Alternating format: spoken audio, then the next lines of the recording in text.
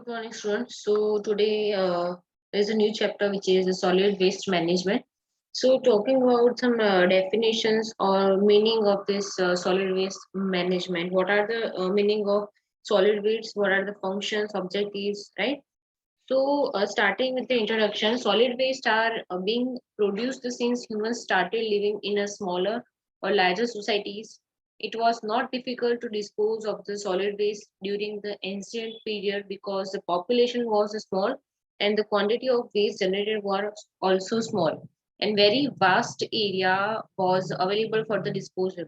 So in modern time, the size of towns, cities are increasing at very fast rate, and therefore the solid waste generated daily has a very high magnitude, and therefore its collection and disposal is necessary to maintain good hygiene conditions in the society, right? So the term waste implies the thing which has no value at all.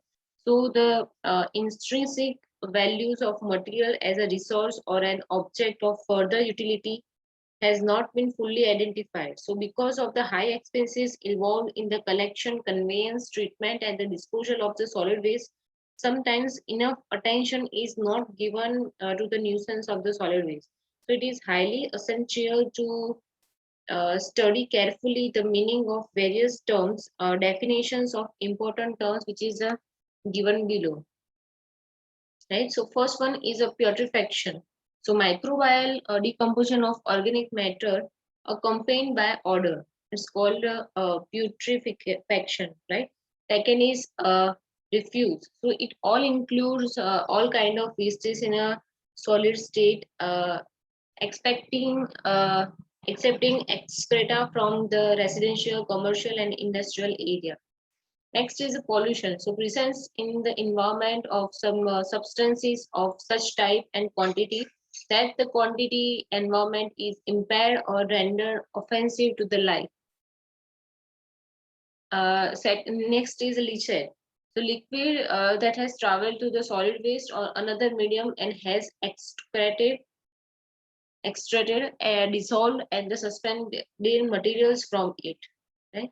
Next is biodegradable. So substance that can be broken down by microorganism is called biodegradable. Next is emission, the sum of total substance discharged into the air from the state vent or any other discrete sources. So it is generally applicable to harmful or injurious substances. Next is a garbage. All type of putrescribable organic wastes obtained from the kitchens, hotels, restaurants, etc. in the form of waste food articles, peelings of vegetables, fruit, etc. It also includes animal dung, grass, and leaves, bird excreta, etc. So garbage is the organic waste which decomposes in due course of time, producing odors and health hazard problems. So garbage normally weighs from 450 to 900 kg per meter cube. Next is ashes. So ashes are incombustible waste products obtained from industries, hearth and furnaces. Right. So ashes weigh from 700 to 800 kg per meter cube. Next is rubbish. So all non-producible wastes except ashes are known as rubbish. Uh, Rages, paper pieces, broken pieces of glass, paper packets, glass and plastic bottles, broken crockery. Right, this all includes as a rubbish. Next is composting. So composting is a method in which organic matter present in the solid waste is biodegraded aerobically or known as anaerobically and converted into the humus and stable minerals compound having high fertilizer value. So humus is the solid end product of biodegradation of organic matter. Next is calorific value, number of heat units obtained by complete combustion of unit mass of the fuel. So it's the unit of measurement is kilocalorie or per kg of the fuel. Next is a collection service. So waste is collected from the house and filled in a nearby waste storage vessel. Collection system. So system in which truck carry the filled containers from the various pre-decided location and empty at the site of disposal or transportations or trucks, empty contents of what storage vessels in the container of the truck at the site itself, and storage vessel is left at the site of refilling again. Okay, so next topic is the classification of solid waste. So depending upon the characteristics of various ingredients of solid waste, it may be classified as a organic and inorganic waste. So talking about organic waste, it includes dry animal and vegetable refuse, cow dung, bird excreta, tree leaves, plastic bottles, ridges, paper waste, etc. Except plastic bottles, this waste decays and produces offensive odors, creating health hazards and regarding quality of life. Now, next is inorganic waste. So this waste includes grit, dust, mud, metal pieces, metal containers, broken glasses, and crockery pieces, waste building materials, etc. Inorganic waste is a non-combustible. So solid waste is also classified on the basis of place where it is generated. So the solid waste is classified in the three types, which is domestic solid waste, industrial solid waste, and third is a commercial solid waste. The solid waste can also be classified as a hazardous solid waste and non-hazardous solid waste. Right? So biomedical waste and solid waste from the chemical industries are considered as a hazardous solid wastes, and whereas the domestic solid waste is considered as a non-hazardous wastes.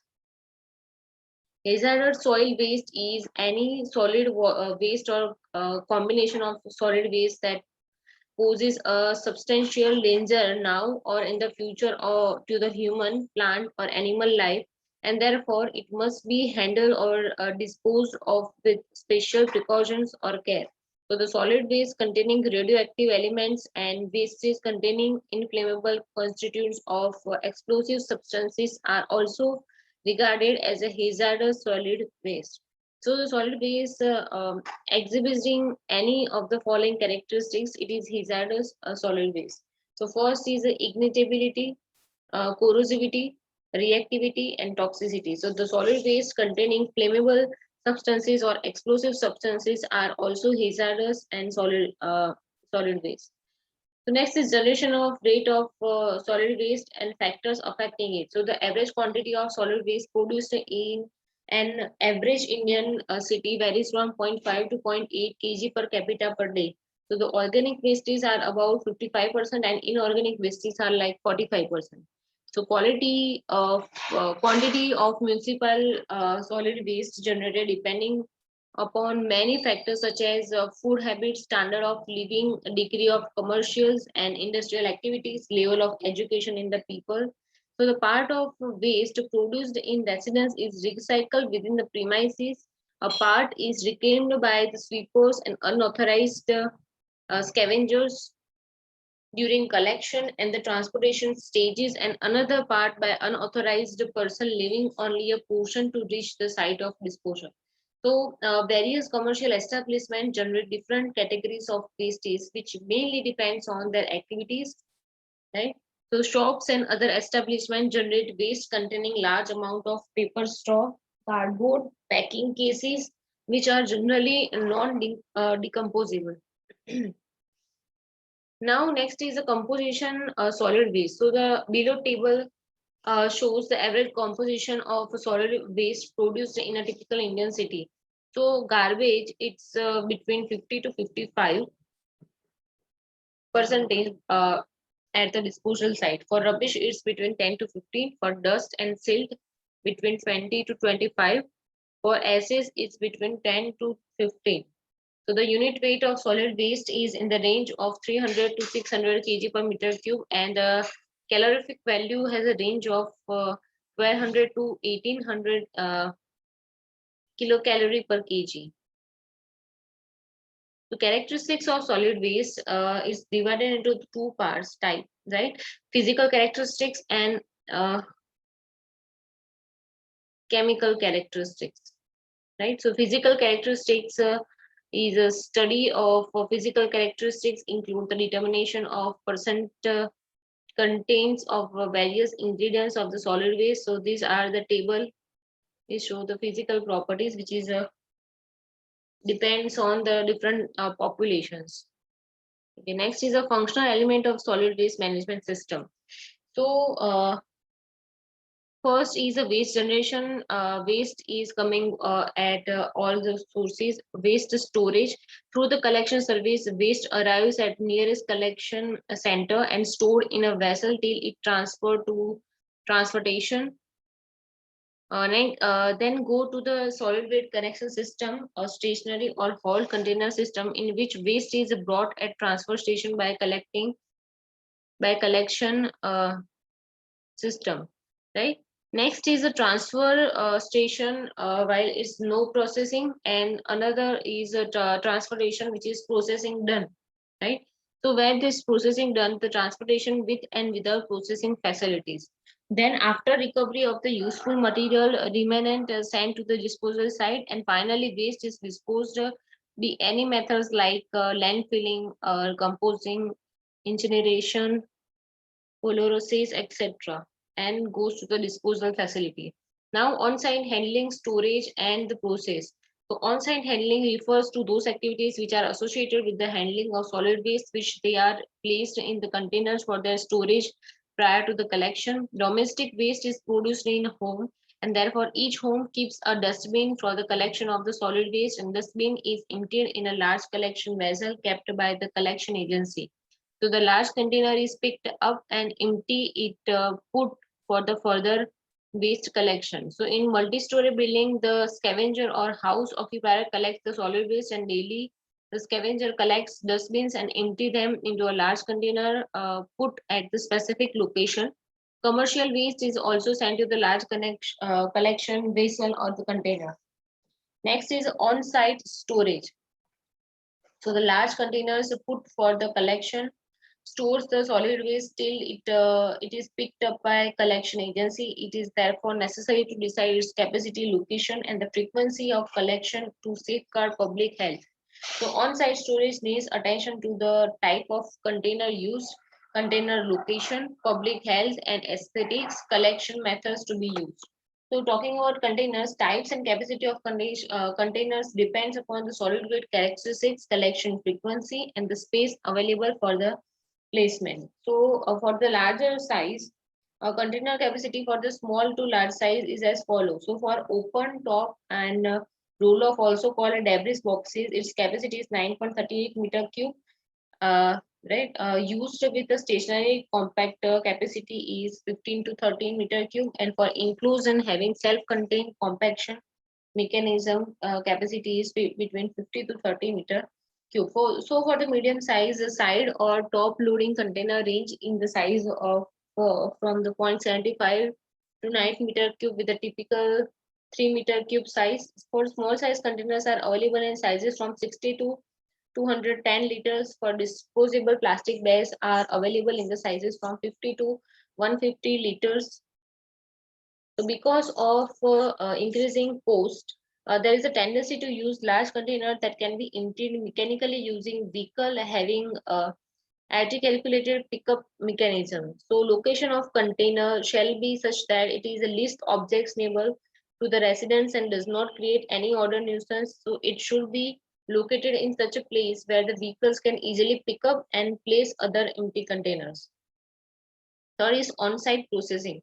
So on-site processing is required to recover usable materials from the solid waste to reduce the volume or to alter the physical form of solid waste. So the on-site processing operation includes manual sorting, compaction, and incineration, right? So there are solid waste collection techniques here. So first is a house-to-house collection. So in house-to-house collection, the solid waste generated and the stored in individual premises is collected by several methods discussed below. First is a cube services.